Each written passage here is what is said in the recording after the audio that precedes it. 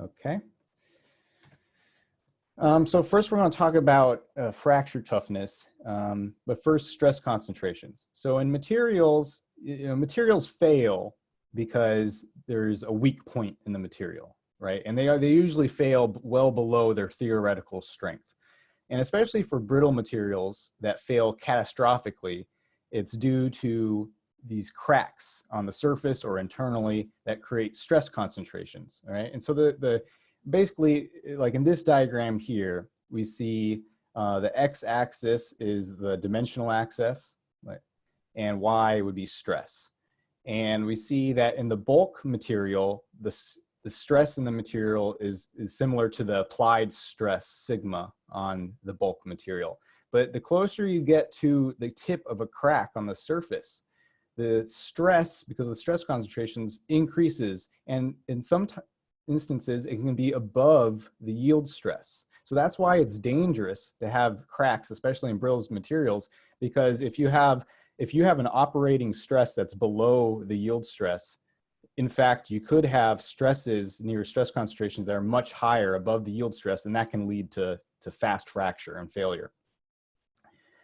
And so there's plenty of equations from Callister that talk about the maximum stress at this point at the crack tip, and that's based off of the length of the crack, the applied stress on the material, the crack tip radius. So as the radius decreases, you get an increase in maximum stress. And if the maximum stress causes the material to fail in a brittle behavior, then sigma is called the critical stress. That's sigma, the applied stress there. So the first question, here's just showing, if you want to make an engineering design, it's better to have large radiuses, radii, to decrease this factor, stress concentration factor, which is just the ratio of the maximum stress at the crack tip to the applied stress, right? So you want to keep that low. So here's a problem, and it's very similar to what you might see on a quiz today. So estimate the theoretical fracture strength of a brittle material if it's known to fracture, if that fracture occurs propagation of elliptically shaped surface crack length, curvature, and applied stress. So I was able to, I like to visualize these problems. So I found a picture of a crack and this is a aluminum cylinder head, like on a car engine block, the casted block. This problem with applied stress of 1,000 megapascals is obviously not aluminum. It's probably some steel, because aluminum I don't think has it might. I'm not too familiar with the alloys, but that's quite a strong material. And I also visually conceptualize it here, what we're looking at. So we have a crack in the surface. It has a radius 0.005 millimeters and has a crack length 0.5. I think I have highlighted, because it's kind of a confusing problem. It's like, what are they asking for? What are we looking for? I've highlighted those. So we're looking for what's called the theoretical fracture strength. And if you look in Callister, at least in my edition, I can't find any reference to this fracture strength. And as we've talked before, strength is kind of like a general word that's thrown around a lot. Like, what do we actually mean by strength, right? Are we talking about toughness? Are we talking about ultimate tensile strength or yield strength? And so in this problem, we have two equations to select from. And what it really wants you to find is this maximum stress at the crack tip, is when it says the theoretical fracture strength. So we have an applied sigma naught, okay? And when a fracture occurs, or we have fracture occurs at this sigma naught, so that means sigma naught is actually sigma c, because it fractures, but it doesn't matter. So we can replace sigma naught with this sigma value and calculate for the theoretical fracture strength, or maximum stress at that fracture tip. So let's do this together and go ahead. And once you find the answer, I guess go ahead and shout out. Otherwise, I'll ask one of you guys individually.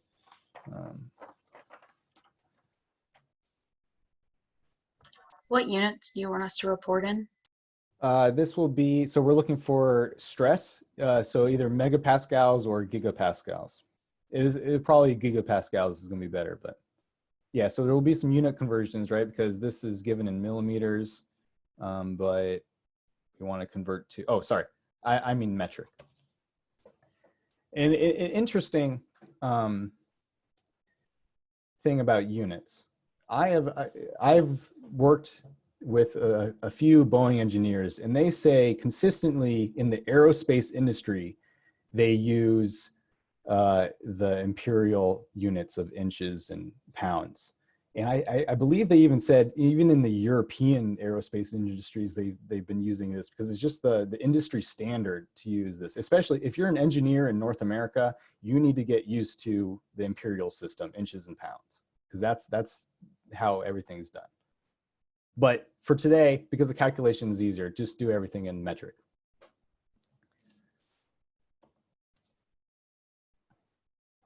Oh, and I have one more little hint here.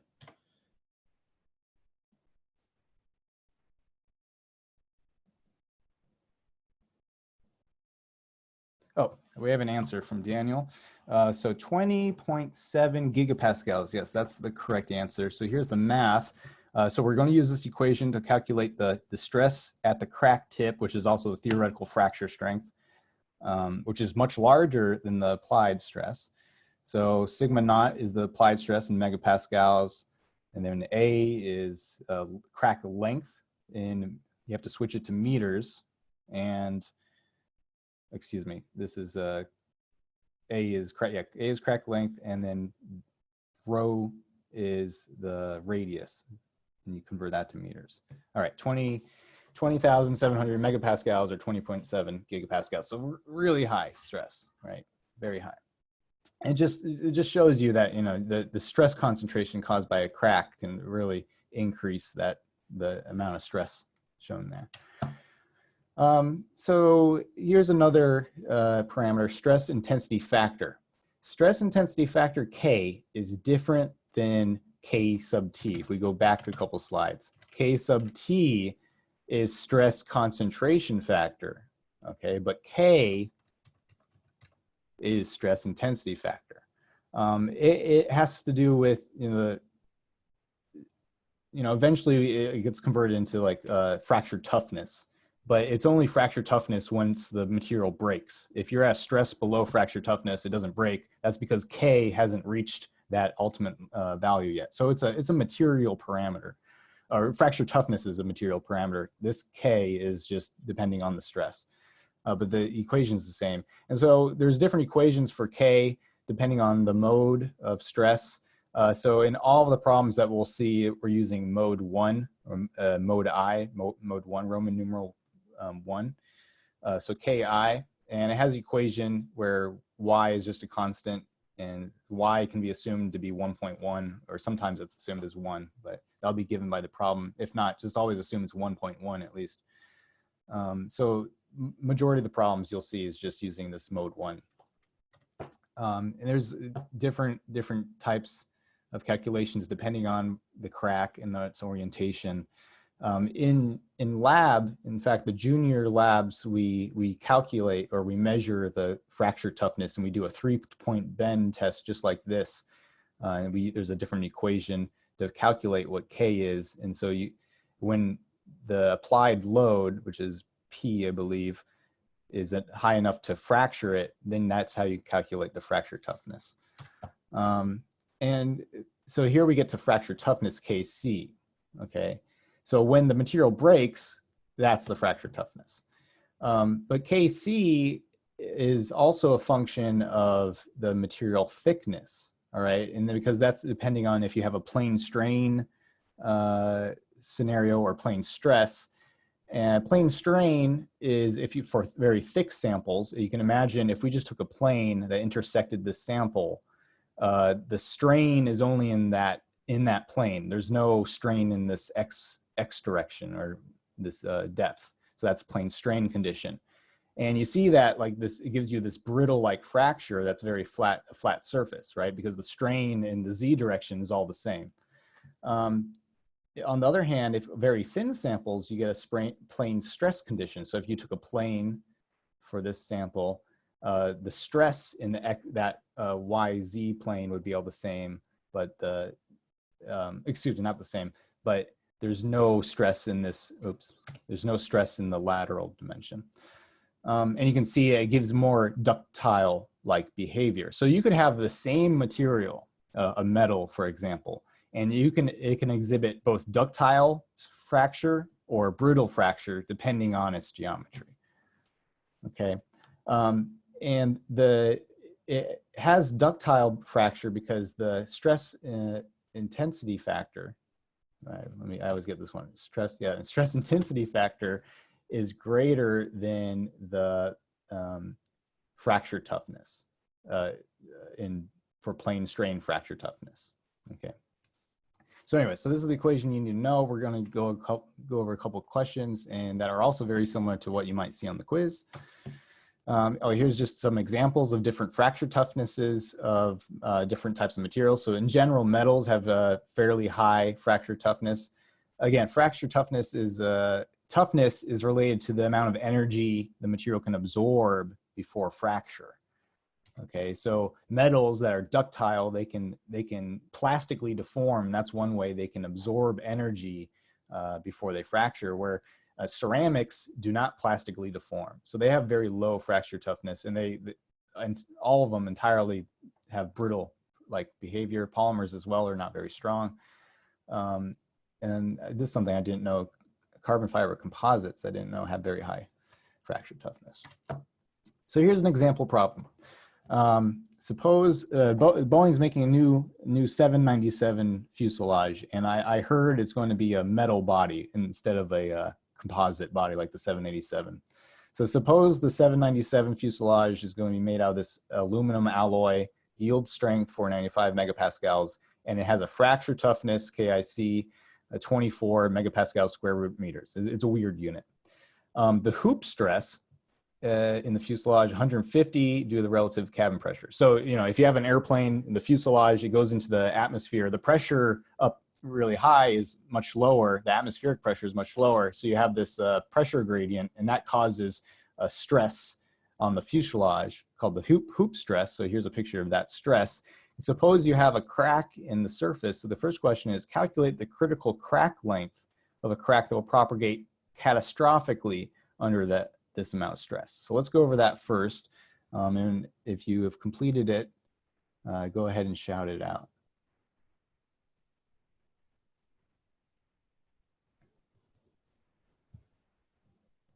Oh, also assume y is 1 for this problem.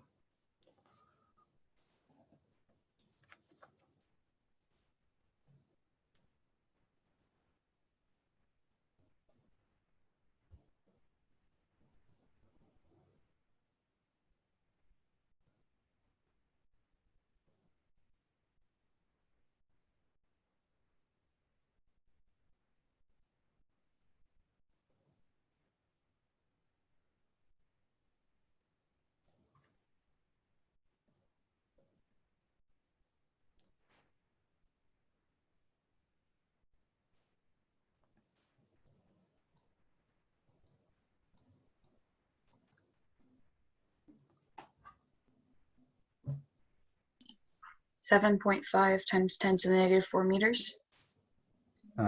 Actually, I don't have the answer in front of me, so I'm gonna have to go to the next slide to find out. Let's see.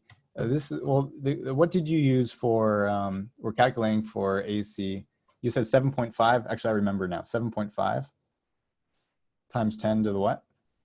Negative 4. Negative 4. So 0.75 millimeters. What did you use for sigma? Oh, yeah. No, I see it. I should have used hoop stress.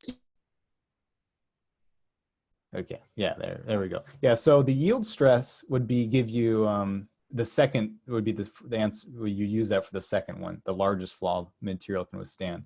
So we're under operating conditions, we don't want to be near the yield stress, because when things yield, that's not good. You want the airplane to have the same shape when it lands as it did before it took off, right? So when things yield, that's not good.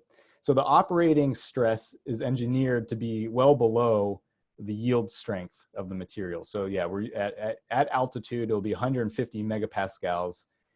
But if you have cracks, you know, what's the largest crack size you can have that under 150 megapascals, it's going to have catastrophic failure.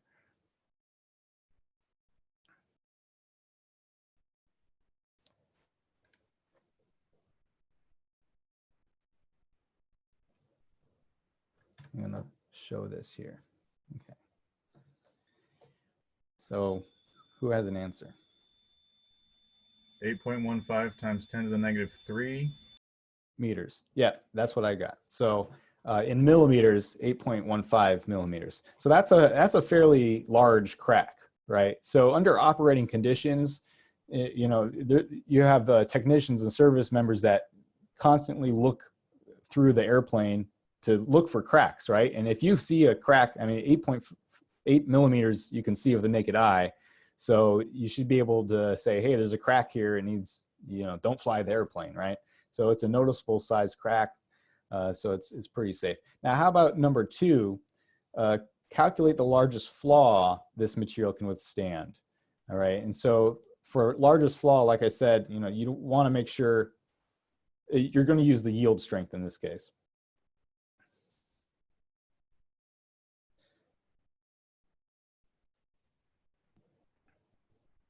Yeah, because as long as you're operating below the yield strength, you know, the aircraft should be more or less okay.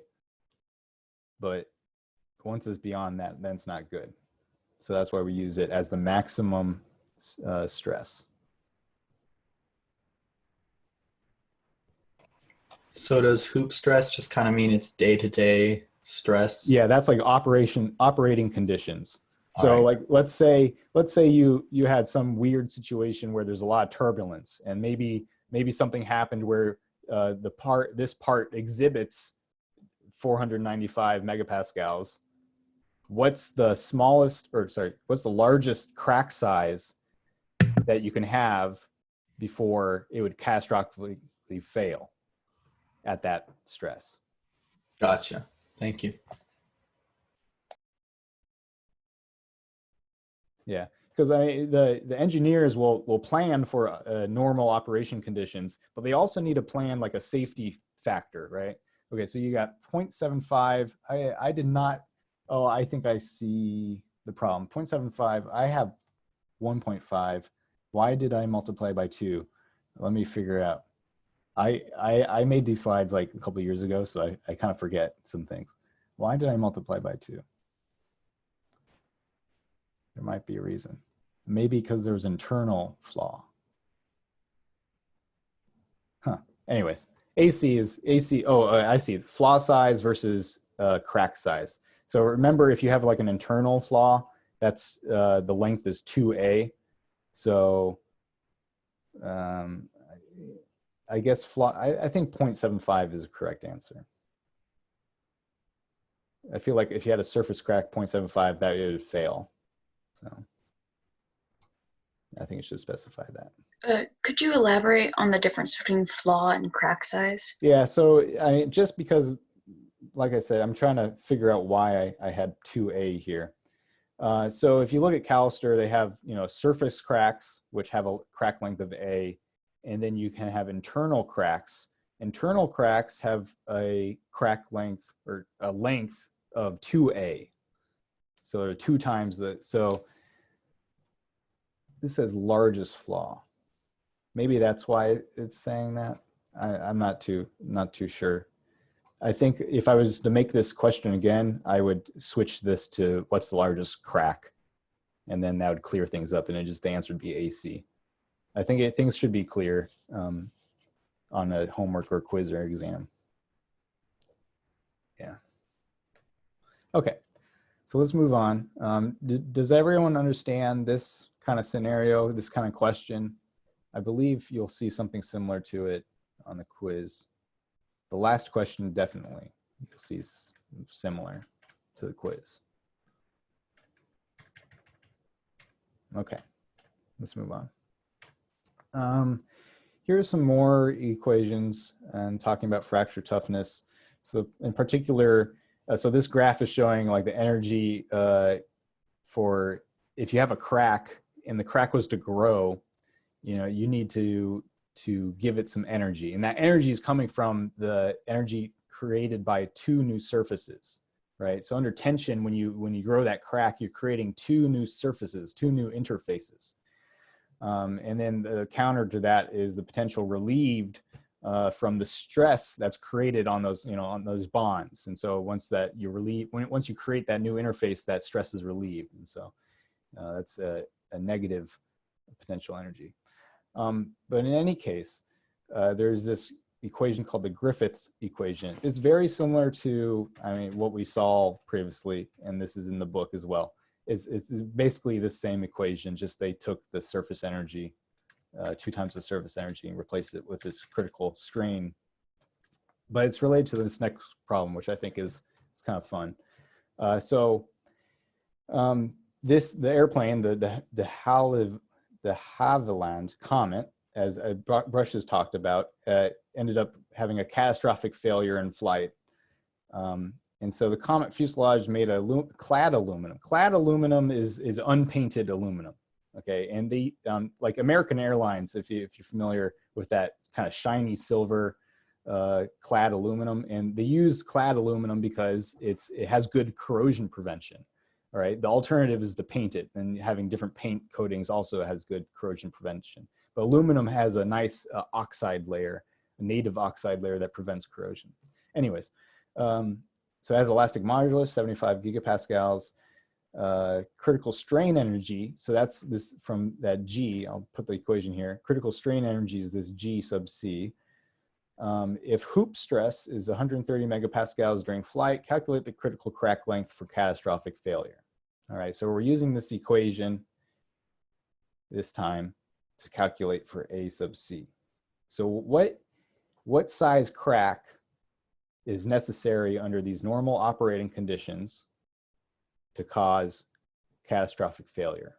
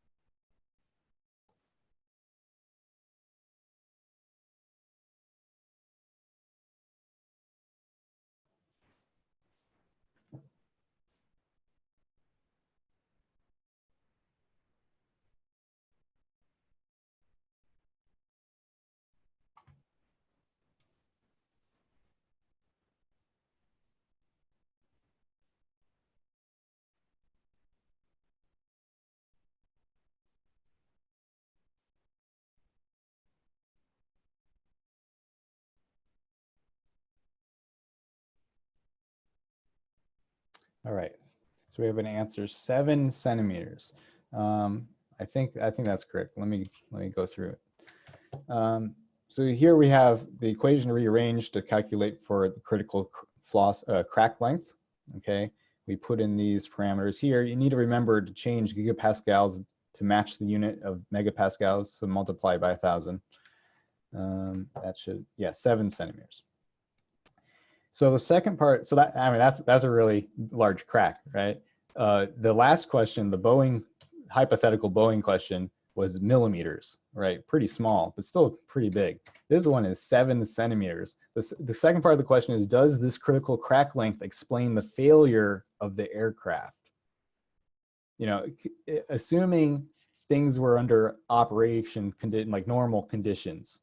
Like, I guess the point is, if you had a crack that was maybe 5 or 6, 7 centimeters, you think that would be noticeable. Like, you think an engineer would say, or see that, or technician or ground person would say, hey, there's a big crack there, don't fly the airplane. So the answer is no. It doesn't explain the failure of this aircraft, because it was the critical crack length was so large that it should have been safe to fly even under much higher operational stresses. And the failure was not caused by necessarily that type of crack, but because of these rivets. Okay, these rivets are when a rivet is like a bolt that's smashed together, so it expands to create a clamping load. And when it expands, it creates micro cracks on the inside of these rivet holes.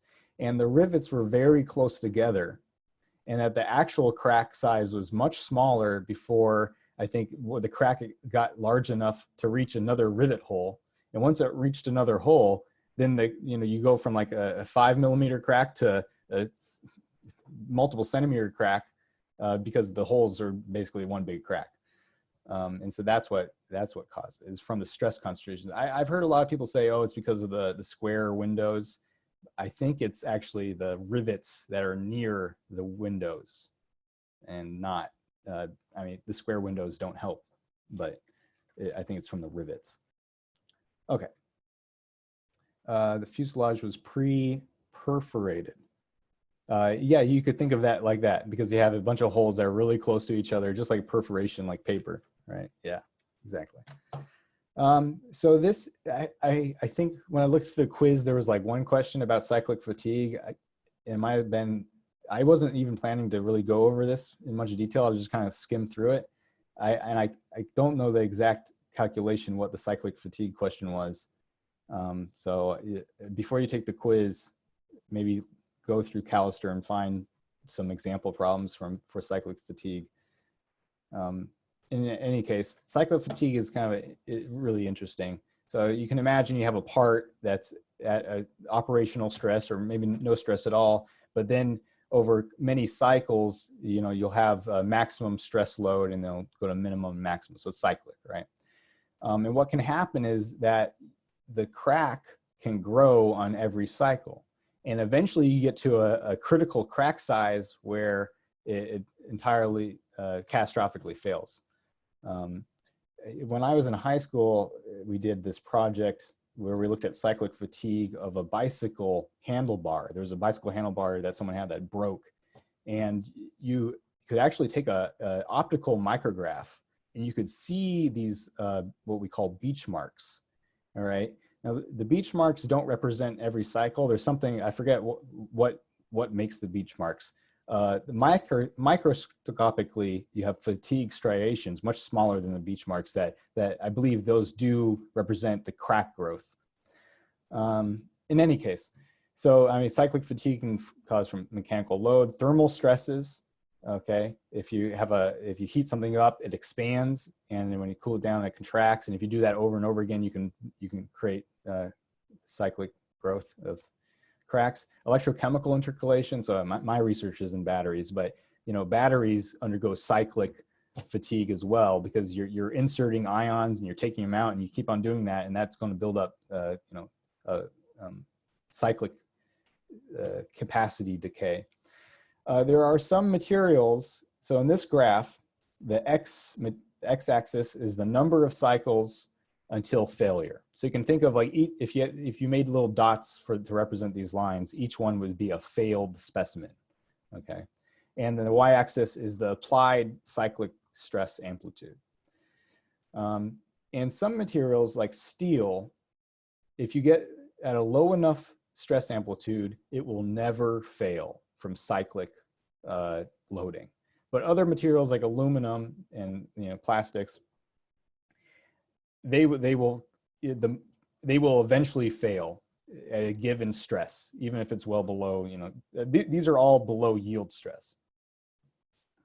So some materials like steel have an endurance limit. They'll never fail. Make sure, as long as the stress is low enough. Anyways, I'm not going to go spend too much time on these things. It's a bit beyond the scope of the class. Toughening. So I'll skim through this as well so we can get into the phase boundary stuff, or phase diagrams. Like I said, for crack strength, for cracks to grow, cracks can only grow in tension, right? The cracks don't grow in compression. Because in order to for a crack to grow, you need to pull the material apart and you create two new surfaces as the crack grows. So there's ways to toughen the material to resist crack growth. And one way is to add ways that will absorb energy. So this is the same Griffith equation, but they have where you have surface energy here, but you have another parameter, which is extra energy. So for like ductile materials, that comes from plastic deformation. It takes energy to move the atoms around. It takes energy to slide atoms around in plastic deformation. So by increasing ductility, you're going to also increase the fracture toughness of the material. And that's why metals in general have pretty high fracture toughnesses. Friction, so we'll see like some composites where you can add secondary particles that won't break as the crack grows, and that kind of creates a friction around the crack. Sound is a type of energy that will reduce crack friction or increase crack toughness. Triboluminescence, light. So if you guys are familiar with, I think what's that candy? Light.